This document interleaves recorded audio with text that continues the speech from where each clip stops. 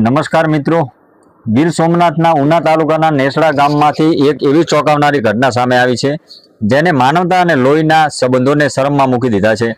માત્ર 12 વીઘાના જમીન માટે બે પિતરાઈ ભાઈઓએ મળીને પોતાની જ બહેન મનસુબેન ગોહિલની નિર્દયી હત્યા કરી નાખી। શરૂઆતમાં આ ઘટનાને કુદરતી મૃત્યુ તરીકે રજૂ કરવામાં આવી હતી, પરંતુ પોલીસ તપાસમાં જે સત્ય બહાર આવ્યું છે તે ખરેખર હચમચાવી નાખે એવું છે।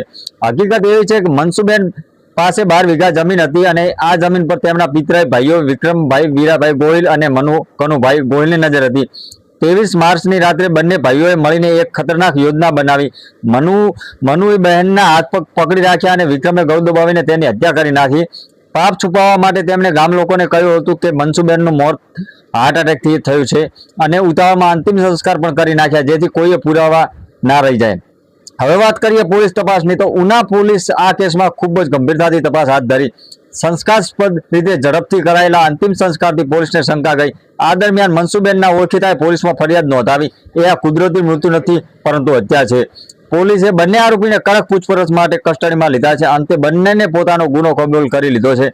કાયદાકીય કાર્યવાહી આઈપીએસ કલમ 302 હેઠળ ગુનો દાખલ કરવામાં આવ્યો છે અને આ બંને આરોપીઓની ધરપકડ કરવામાં આવી છે। જે જમીન માટે તેમણે આ ભયાનક પગલું ભર્યું, હવે જમીન તો મળશે નહીં પરંતુ જીવનનો મોટો ભાગ જેલમાં પસાર કરવો પડશે। શું થોડાક ટુકડા જમીન માટે લોહીના સંબંધોની ભૂલી શકાય? શું લાલચ માણસને એટલો અંધ બનાવી દે છે?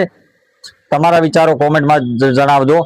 આવી જ સત્ય ઘટનાઓ જાણવા માટે અમારી ચેનલને સબસ્ક્રાઇબ કરજો। અહેવાલ દશરથ માળી।